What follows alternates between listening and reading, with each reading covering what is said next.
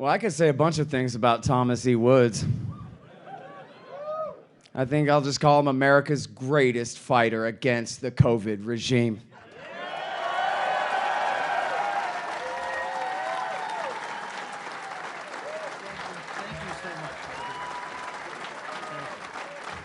All right. Thanks. I'm gonna be the shortest one up here.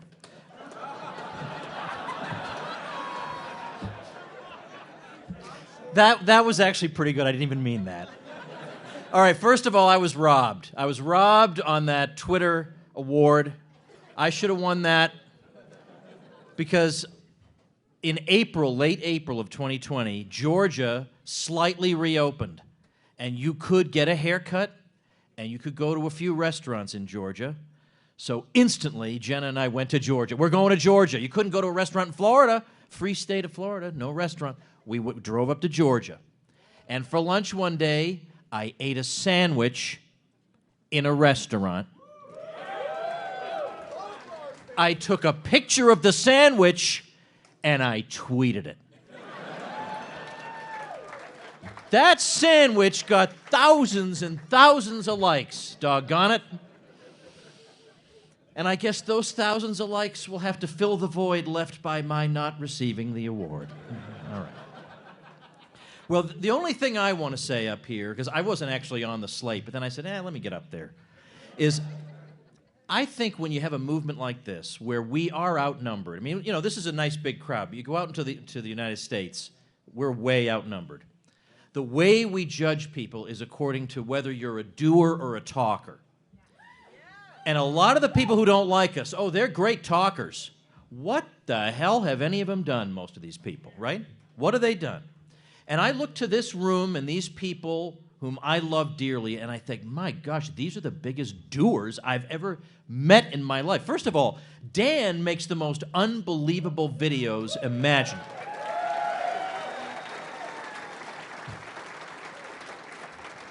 If some of you remember that in January, I took my time for a month teasing an announcement I was going to make on February 1st, and I kept releasing videos, Dan did that to you.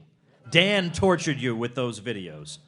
But I think of somebody who would love to be here with us but was not able to be, a fellow traveler, a guy we all know and love, Eric July.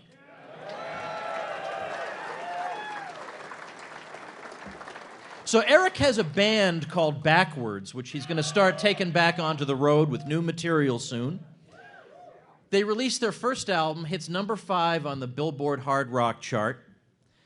And then he's got a successful podcast. He's got a gig on The Blaze. And I asked him, how often do you convert people on, let's say, the conservative side over to libertarianism? He says, all the time. All the time. This is always happening. The guy is a dynamo. And then on top of that, he's a comic book expert. He doesn't like what he's been seeing coming out of the comic book world. So the guy is creating his own comic book company. So he doesn't solve his problem by going on Twitter and saying, Marvel and DC, blah, blah, blah, blah, blah, blah, blah, blah, blah. Okay, you can do that a few times. But now he takes matters into his own hands. He's going to create his own thing. That's what we are. We're the doers. We're the doers here.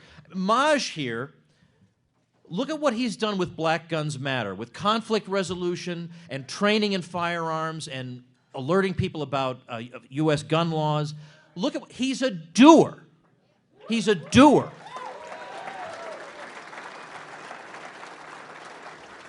The person we have running for chair is such a ridiculously over-the-top, insane doer that I feel like half the time I'm begging her to get some sleep.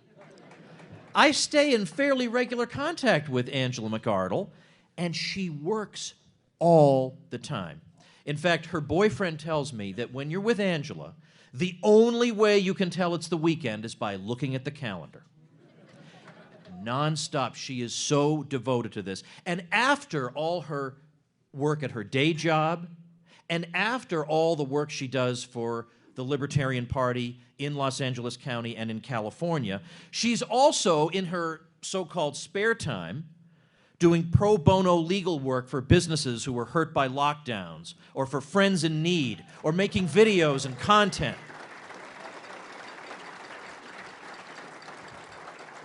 And for a long time, she did this also while cursed with some very challenging health issues that she's gradually been able to overcome. And she did all this without complaining and with a smile on her face. That's hard to do. And we got her on our side.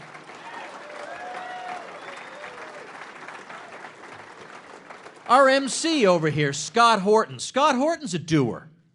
Did you know Scott Horton used to be a cab driver? And you would ride around with him, and he would be talking to you nonstop. It would be like the opposite of cash cab. You got to pay to get the hell out of it. When I had my 2000th episode event last year, Scott was there, and he was kind of thinking to himself, I've done almost 6,000 interviews. What is a 2,000 episode event? What the heck is this? But this is a guy who he got to where he is now, having knowledge of everything around the world simultaneously. He did that how? By just sheer hard work, by pushing himself, because he believes in this, because he hates injustice, because he hates human suffering, and he devotes himself to the pursuit of knowledge so that we can fight it more effectively. He's a doer. And so, yeah, you'll find people who don't like Scott Horton. I don't know who they are, but you'll find them. You'll find people who don't like Maj. You'll find people who don't like Eric. You'll find people who don't like Angela. How many things have those people done? Nothing. Never. Never anything. That's the message. We're doers. That's why we're winning. It's easy to go on Twitter and slander people. It's hard to do work. It takes effort and it takes brains, which is why we're the ones doing it. But there's one more person I want to mention. Now, obviously, I could mention so many people here. And Dr. Paul, I have given so many speeches about you and your heroism, but I'm going to leave that to Dave tonight. I'm thinking, in this case, of somebody, it's almost a cliche now for me to mention this name, but we have to say something tonight about the unbelievable vision of the great Michael Heiss.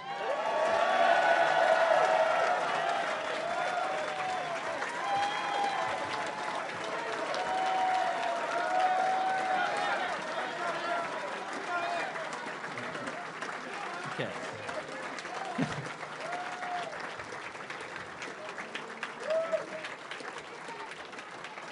He was sitting at my table. I thought he was over here. All right, good to see you. Good to see you, Michael. I mean, the things they have called this guy. I don't even recognize him in the things they say about him. That's right. This is one of the kindest, sweetest, most generous people I've ever met, and a brilliant strategist, extremely self-sacrificing. He had this vision, and it must be surreal for him to be standing in this room looking at all of you and all of us saying, no more of this party being a joke. We're going to take on the real issues, not just civil asset forfeiture. Yeah, I know, I'm more against that probably than anybody, okay? Like, I'm against that too. But, you know, in the middle of 2020, it's pretty tone-deaf to be talking about that. And to let the lockdowns and all the insanity just go uncommented on? Come on. Get bent.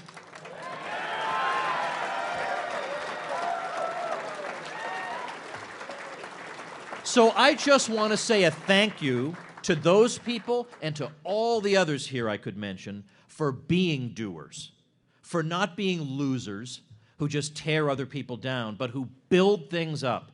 That's how you have victory. You build something. And I want to get out of here by I'm usurping Scott's role, but he knew this in advance. I want to introduce our penultimate, that is to say, next to last speaker. And that is a guy we all know who it's going to be, okay? And we all know it's going to be. Hold your applause. We all know who the second to last person here is. But I want to say that it has been an absolute pleasure to watch the full emergence of this man, and of course I mean Dave Smith. Because back in 2017, Dave Smith was a special guest aboard May it rest in peace, the Contra Cruise, the old cruise I used to host. And the thing is, I went back and looked at some old video footage we have from it, and I remember asking people in the room, hey, so how many people listened to Part of the Problem? And it got a smattering of applause. How many people in this room listened to Part of the Problem? Yeah. Now that's been awesome to see. And Dave's done it so brilliantly. He's taken every opportunity that's been given to him to have debates, to get his profile increased, to get himself out there, to be on big shows, and he has made us proud every single time. He is such an effective communicator. I am convinced he's the best libertarian communicator we have today. I am convinced of that. And back years ago, when he released his first comedy special, which we trust will be followed by a second comedy special, it spent 3 weeks at #1 on iTunes. Imagine if he released another one now that everybody knows who the hell he is. Imagine how that would be. Ladies and gentlemen, I could not possibly be more delighted to introduce to you my good friend, Dave Smith.